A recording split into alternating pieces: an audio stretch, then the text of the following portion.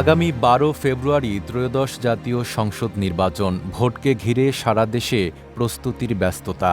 কিন্তু নোয়াখালীর সুবর্ণচরের পারুল আক্তারের কাছে ভোট মানেই ভয় আর বিভীষিকাময় এক স্মৃতি।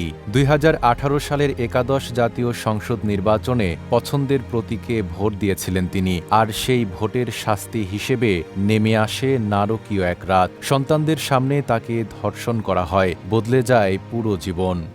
নির্বাচন আসলে তো মনে পড়ে ওই আঘাতগুলোর কথা, ওই স্মৃতিগুলোর কথা। আমার জীবনে যে ঘটনা ঘটে গেছে, আমার এই হাত ভাঙিয়ে দিছে, কইছে ধানের যেন আর কোনোদিন ভোট না দিতে পারি। আমার গলার কাছে চুরি নিছে, জবা করে পুকুরে ফেলাই দিব। আমি যেন ধানের কথা আর কোনোদিন না বলতে পারি। আমার ওরা এমন আঘাত করছে, আঘাত আমার পুরো শরীর, আমার মাথার চুল সব টানি টানি উঠেছে। ওরা আমার একজনের পর একজন গণদর্শন করছে। ওরা আমার বিন্দু কান পুতার বস্ত্র রাখেন, ওরা আমার সর্বশরীর কিচ্ছু রাখেন। শুধু আমি ধানের ভোট দিছি কারণে অত্যাচার। বলছে কোনোদিন ধানের ভোট দিতাম না। ওরা আমি মারা গেছে হিসাবে রাখি গেছে, জীবিত ওরা আমার রাখি। স্বামী সিরাজ উদ্দিন বলেন, শুধু অর্থনৈতিক সংকট নয়, সামাজিক অপবাদও ভোগ করছি আমরা। RICL TMX, যুগের পর যুগ স্থাপনা থাকে মজবুত। বাজার বা দোকানে গেলেই নানা কটু কথা শুনতে হয়। অনেকেই তাদের বাড়িকে ধর্ষণের বাড়ি নামে ডাকেন।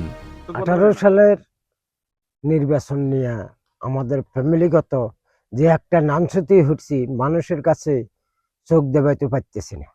দোকানে যাই ওই ফারুল আক্তার দর্শনের স্বামী ওজনে দর্শনের বাড়ি আর এবং দর্শকারী আমাকে সবসময় দোয়ানে হায়ানে বাজারে অনেক ধরনের আলোচনা করতেছে।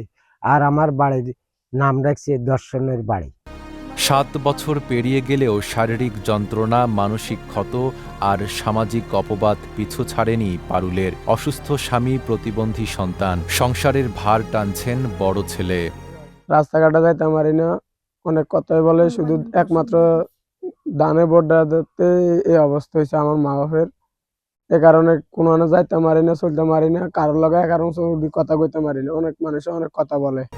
এদিকে নির্যাতনের শিকার পারুলের পাশে থাকার কথা জানান বিএনপির ভাইস চেয়ারম্যান ও নোয়াখালী 4 আসনের সংসদ সদস্য প্রার্থী মোহাম্মদ শাহজাহান।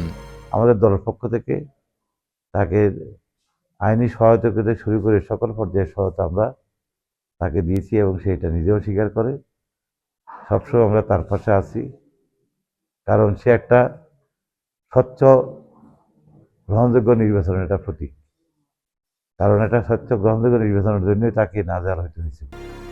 এ ঘটনায় 2024 সালের 5 ফেব্রুয়ারি নোয়াখালী নারী ও শিশু নির্যাতন দমন ট্রাইব্যুনাল 2 এর বিচারক ফাতেমা ফেরদৌসের রায়ে 10 আসামিকে মৃত্যুদণ্ড ও 6 আসামিকে যাবজ্জীবন কারাদণ্ড দেওয়া হয়, যদিও রায় এখনও কার্যকর হয়নি। নাইম আরাবী, ঢাকা পোস্ট।